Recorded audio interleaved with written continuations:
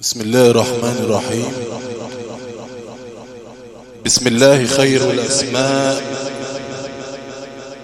بسم الله الذي لا يضر مع اسمه شيء في الأرض ولا في السماء، وهو السميع العليم.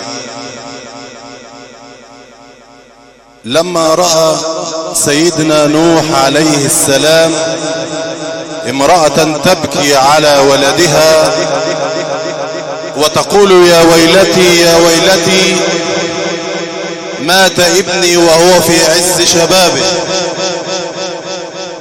فجاء إليها بقصد التخفيف وسألها كم عمره، قالت 300 عام. قال كيف ولو عشت بين أمة لا يتجاوز عمرها 60 عاما؟ قالت أو هناك أمة عمرها 60 عاما؟ قال نعم. قالت وهل يعصون الله في هذه المدة القصيرة؟ قال أغلبهم عاصون إلا من يفكر في الآخرة. قالت وهل يتهافتون على حب الدنيا؟ قال ويتقاتلون عليها.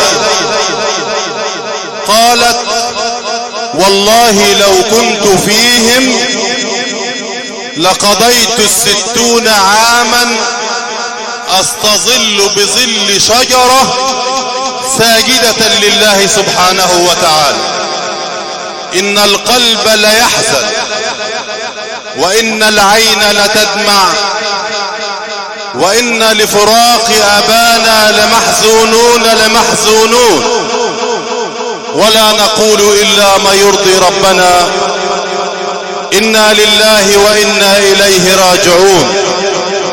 أبانا الغالي الشيخ نضال المغازي عميد الأسرة المغازية بعموم الجمهورية كان نعم الأب لأولاده ونعم الجار لجيرانه. نسأل الله سبحانه وتعالى أن يتغمده بواسع رحمته وأن يجعل قبره نور وأن يدخل عليه الفسحة والسرور.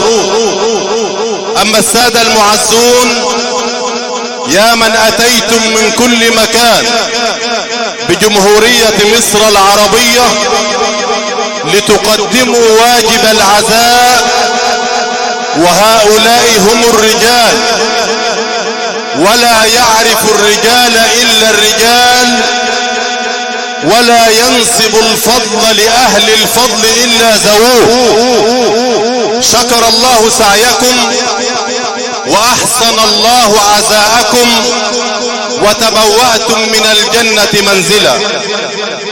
عودا حميدا إلى مائدة القرآن الكريم.